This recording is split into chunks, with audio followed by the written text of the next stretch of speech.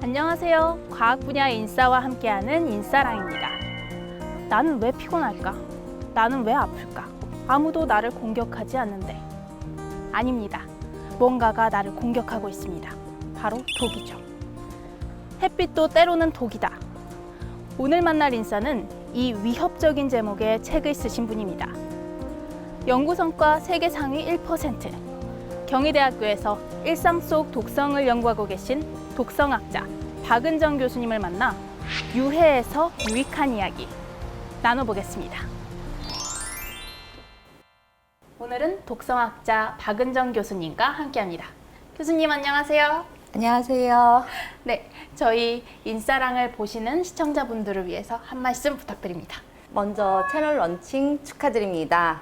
과학자들이 자신이 하는 연구 분야에 대해서 알릴 기회가 많지 않았는데 저희가 하고 있는 일을 알 수 있는 기회를 만들어 주셔서 너무너무 감사드리고 앞으로 쭉쭉 뻗어나가는 채널이 되시기를 진심으로 바라겠습니다.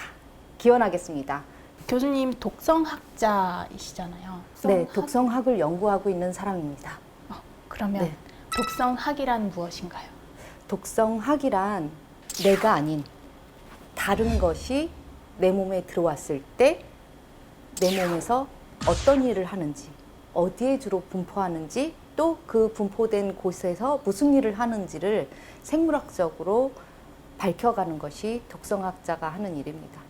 처음에는 이제 약물 독성학이 제일 먼저 발달이 됐어요. 그래서 그 약물 부작용에 대해서는 많은 분들이 알고 계신데 저 같은 경우에는 일상생활 속에서 우리가 노출될 수 있는 유해 물질들이 어떤 것들이 있고 그것들이 노출이 됐을 때 우리 몸에서 어떤 일을 벌이고 어떤 질병을 일으킬지 그게 궁금해서 저 같은 경우에는 뭐 미세먼지나 미세 플라스틱이나 아니면 생활 화학 제품에 들어있는 화학 물질이나 이런 일상 생활 속에서 노출될 수 있는 유해 물질의 독성을 주로 연구를 하고 있습니다. 그럼 우리 몸에 해로운 거를 연구하는 학문 되게 많이 있잖아요. 그래서 뭐 예방의학도 있을 거고, 뭐 환경공학도 있을 거고, 그럼 그거랑 좀 독성학의 차이라고 하면은 어떤 게 있을까요? 중개 역할을 한다고 생각하시면 좋을 것 같아요. 이제 이 환경 안에 어떤 유해 물질이 많이 들어있지? 라는 걸 주로 많이 연구하는 게 환경공학 하시는 분들이 하시는 일들이고요.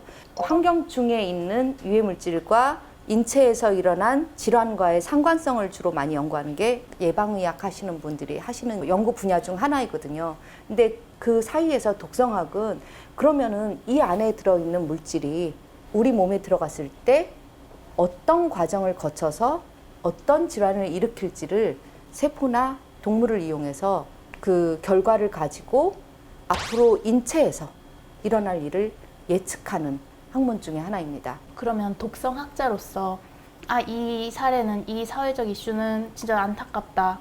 약간 독성학자로서의 그 책임감을 좀 느끼셨던 사례가 혹시 있으실까요? 네, 그 말씀을 들어서 네, 좀 이제 정말 죄송한 상황인데 가습기 살균제 사건은 너무 안타까운 것 같아요. 정말 안타깝고 사실 이제 이게 독성학을 연구하고 있다는 게 저는 사실 되게 큰 자부심을 느끼고 있었어요.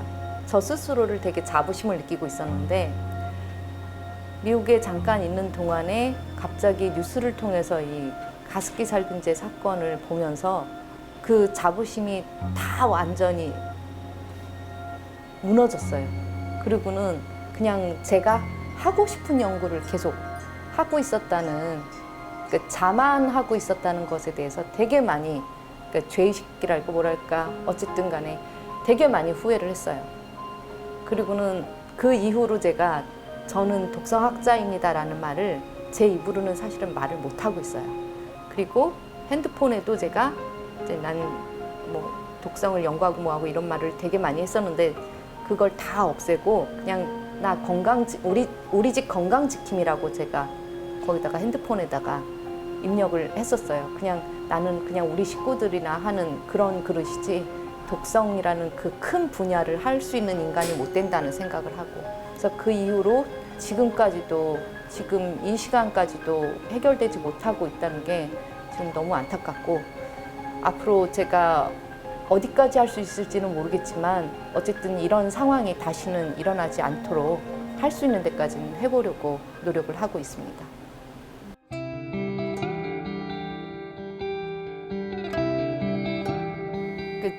나는 왜 이 연구를 시작했을까? 나는 왜 이 길을 가게 됐을까? 어쨌든 저는 엄마였고 주부였기 때문에 지금의 제가 하고 있는 일을 선택하지 않았을까? 저희 아들을 지켜가기 위한, 제 가족을 지켜가기 위한 과정으로 지금 이 일을 하고 있는 거거든요. 어떻게 하면 지켜줄 수 있을까를 고민을 하다 보니까 이런 분야에 대해서 저는 관심이 되게 많이 생긴 것뿐이에요. 저라는 사람이 지금 존재하게 된 의미가 아닐까?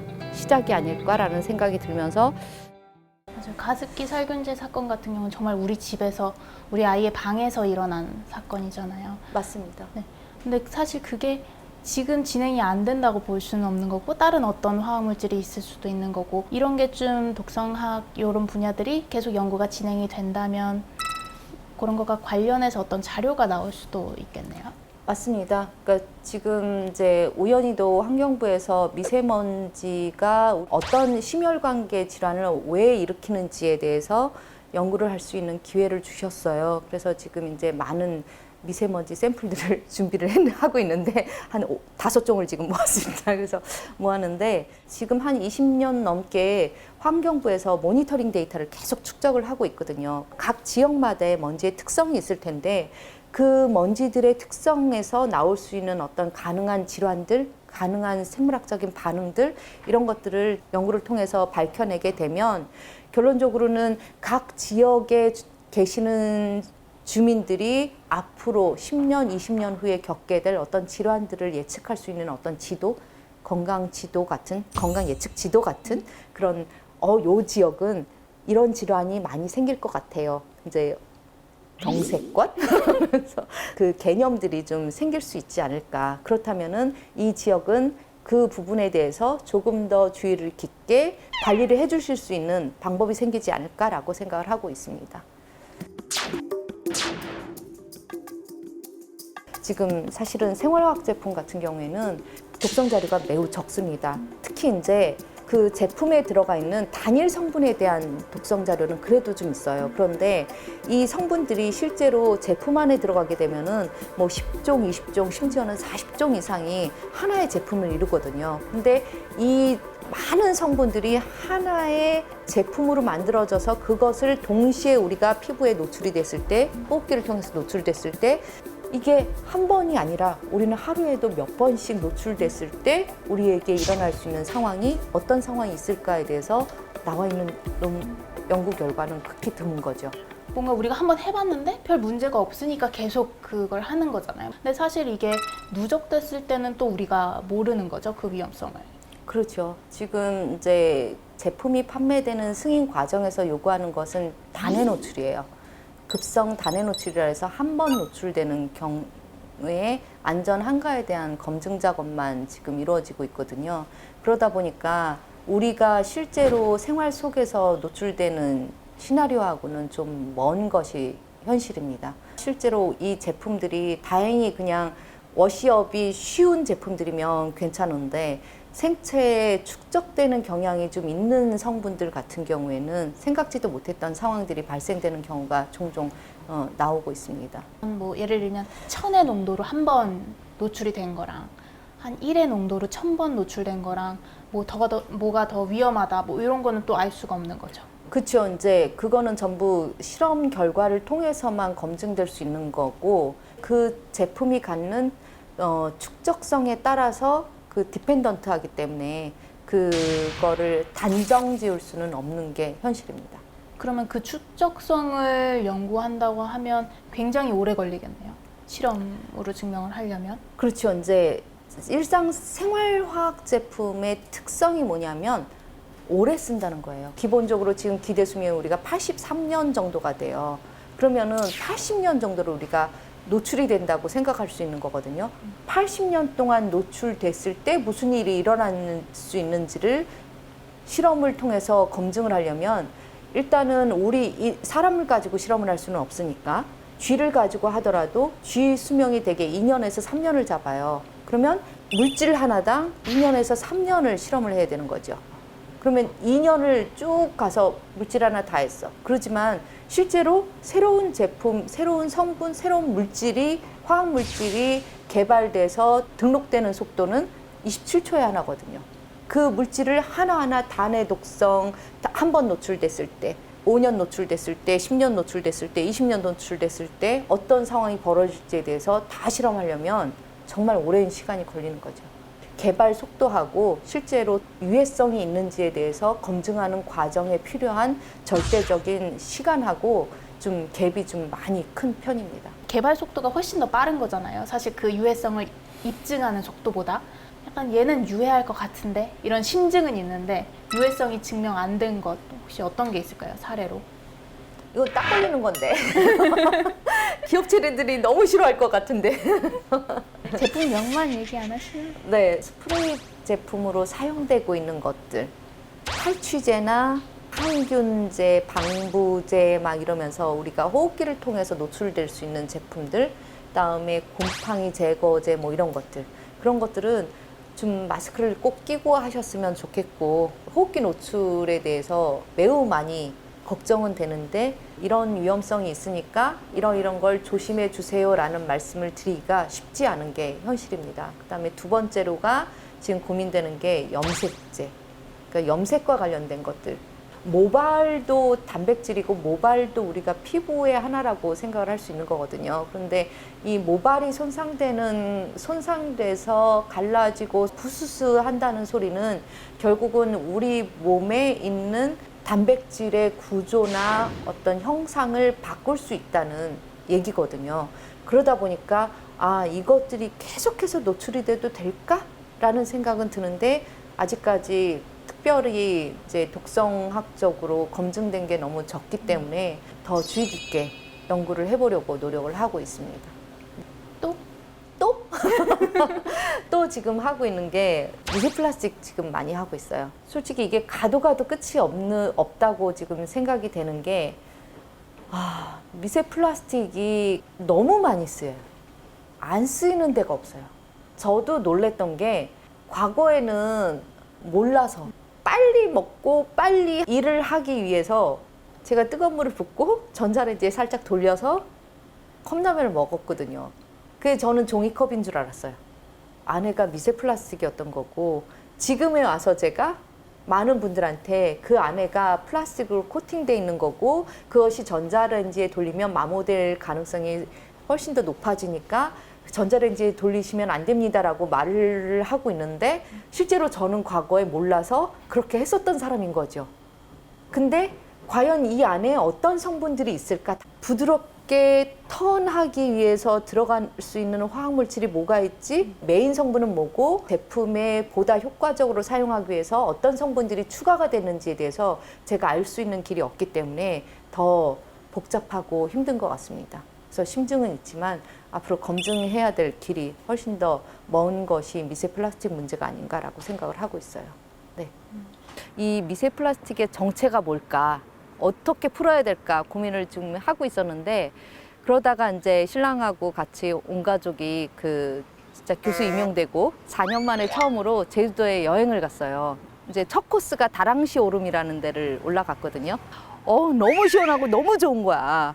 그러다가 이제 내려왔어요. 내려오는데 내려와서 보니까 신랑이 끼고 있던 장갑에 하얀 게 뭐가 막 묻은 거야. 그래서 이게 뭐가 묻은 거지 생각해 보니까 그게 밧줄에서 묻은 거죠. 밧줄이 왜 이렇게 많이 떨어졌지? 밧줄이 뭐지라고 생각해 보니까 결국은 그게 미세 플라스틱이었던 거죠.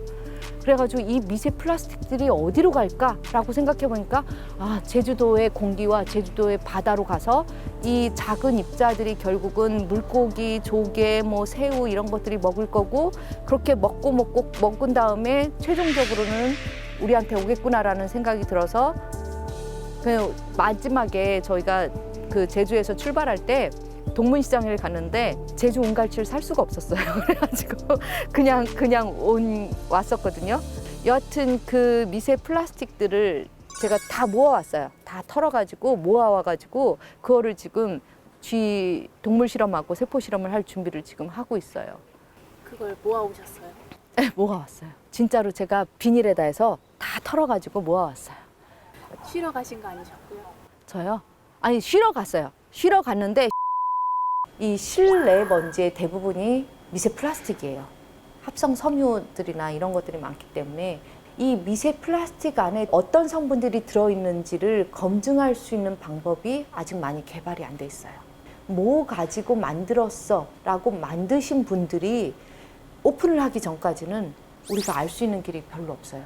아까도 이제 제가 그 말씀 드렸지만 27초에 하나씩 새로운 물질이 만들어진다는 얘기는 결론적으로는 27초에 하나씩 새로운 물질이 실내 먼지나 실외 먼지, 이 미세먼지나 미세 플라스틱이나 모두 여기에 다 복합적으로 27초에 하나씩 새로운 성분들이 가해지고 있다는 거거든요. 그러면은 저는 오늘 내가 드디어 미세먼지의 영향을 파악했어 라고 생각하고 막 해서 얘기를 했는데 27초 후에 새로운 게 또 들어갔대. 또 그걸 또 막 계산해가지고 새로운 걸 또 얘기를 해야 되는 상황인 거예요. 그래서 이 미세먼지에 하고 미세 플라스틱으로 인해서 생길 수 있는 우리 인체에서의 영향을 파악하는 거는 정말 쉽지 않은 길이 아닐까라고 생각을 하고 있고, 그것을 단정 짓기까지는 정말 오랜 시간이 앞으로도 필요할 거로 생각이 듭니다. 자, 이제 좀 자랑 타임을 가져볼까 하는데요. 교수님, 저를 보고 같이 이야기를 나눠볼까요? 네. 보니까 연구 성과 기준으로 3년 연속 세계 상위 1% 연구자에 선정이 되셨던데, 약간 그 비결? 그게 선정을 피인용수로 하더라고요. 그러니까 얼마나 많은 사람들이 나의 논문을, 나의 연구 자료를 인용했는가, 그게 기준이더라고요. 네, 맞습니다. 네, 내가 어떻게 이렇게 많은 논문을 쓸 수 있었을까라는 생각이 들었어요. 문득 그 생각이 든 적이 있었는데, 그때 딱 제 머리를 스쳐간 게 무식해서라는 거였거든요. 그러니까 아는 게 없으니까 다 신기하게 느껴져서 그걸 이렇게 밝혀서 이런 거 같아라고 해가지고 써서 자꾸 제출을 하게 된 게 이제 이게 논문이 된 거죠, 결론적으로는. 네. 그래서 논문을 많이 쓰게 된 것 같습니다. 진짜 이게 늘 항상 새롭고 그거를 빨리 뭔가 궁금한 걸 잘 못 참아요. 성격이 이제 급한 거죠. 급하다 보니까 빨리 보고 싶고, 그러다 보니까 빨리 보니까 빨리 쓰는 거고, 그러다 보니까 이제 다른 분들보다 조금 더 빨리 논문을 좀 내서, 그래서 다른 분들이 그걸 가지고 실마리를 가지고 좀 더 나은 논문을 쓰시는데 활용을 좀 많이 하신 게 아닌가라고 생각을 하고 있습니다. 굉장히 막 논문에만 집중할 수 있었던 상황이셨던 것처럼 말씀하셨지만, 보니까 이제 5겹의 유리천장을 뚫었다는 수식어가 있으시더라고요. 그 5겹은 나이, 비명문대, 경단녀, 흑수저, 비정규직. 이런 수식어 혹시 어떻게 생각하시는지? 저도 그 5겹이라는 것에 대해서 외우느라고 정말 오래 걸렸는데요. 전 보고 읽었어요. 그러니까 제가 왜 5겹이지라는 것도 기사를 보고 이거야. 그러고는 그다음부터는 저도 보고 읽느라고 PPT 준비할 때마다 다 거기다 써놨었거든요. 5겹이 뭔지 하면서 도저히 암기가 안 되더라고요. 그래가지고 했었는데 37이라는 나이에 정말 이 파이펫이란 걸 처음 잡아봤거든요.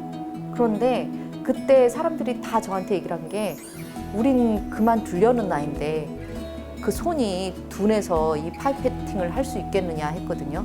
근데 훈련을 통해서 극복이 되는 거예요. 이 연구라는 거는 몸으로 익히는 과정인 거고, 몸으로 익혀가면서 또 그 과정 속에서 눈으로 본 거를 그냥 실현하면 되는 거야. 그런데 거기에 늦은 것도 없는 거고 힘든 것도 없는 거야. 그냥 지금 내 앞에 있는 것이 왜 이런지를 밝혀가는 데 필요한 그 무언가의 지금 상황, 내 개인적인 상황은 그냥 아주 사소한 거예요. 그러니까 내가 지금 뭘 하고 있는지, 왜 해야 되는지에 대해서만 생각하면 나머지는 다 극복할 수 있다고 생각이 들어요. 그리고 이게 내가 왜 해야 되는지에 대해서 충분히 준비가 됐을 때 시작하시는 게 전 더 빨리 갈 수 있는 방법인 것 같아요. 이게 준비가 안 돼 있는데 뭔가 해야 될 것 같아서 하게 됐을 때는 후회를 해요. 내가 왜 해야 되는지를 모르기 때문에.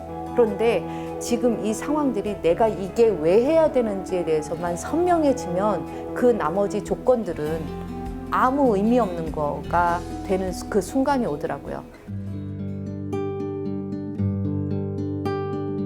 10년 후, 네. 그러니까 10년 후에 저에게 이런 말을 해줄 수 있게, 들을 자격이 있게 살고 싶은데, 10년 후에 저한테 은정아 그동안 수고했어. 대견해. 잘 살아냈어. 라는 말을 들을 수 있는 사람이 될 수 있게 살고 싶어요. 독성학자라는 그 말을 붙이고 싶다고 하셨었잖아요. 붙이고 싶어요. 붙이고 싶은데,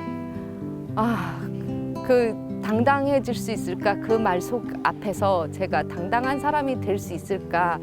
10년 동안 얼마나 열심히 살아야지 그 말을 내 앞에 붙일 수 있을까? 솔직히 자신이 없어서 제가 정말 학자다운 학자로서, 독성학자로서 제가 자격 있는 사람이 되고 싶고, 그런데 솔직히 아직은 너무 먼 길 같아서 과연 10년 후에 나 자신에게 당당하게 내 이름 앞에 독성학자라는 말을 붙일 수 있을까?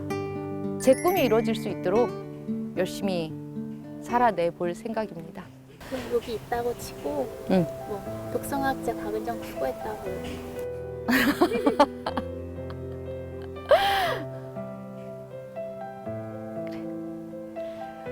참 그게 뭐라고? 그게 뭐라고 참 안 되는. 독성학자 박은정 정말 수고했다. 이제 너 독성학자 맞다. 그러고 싶어요.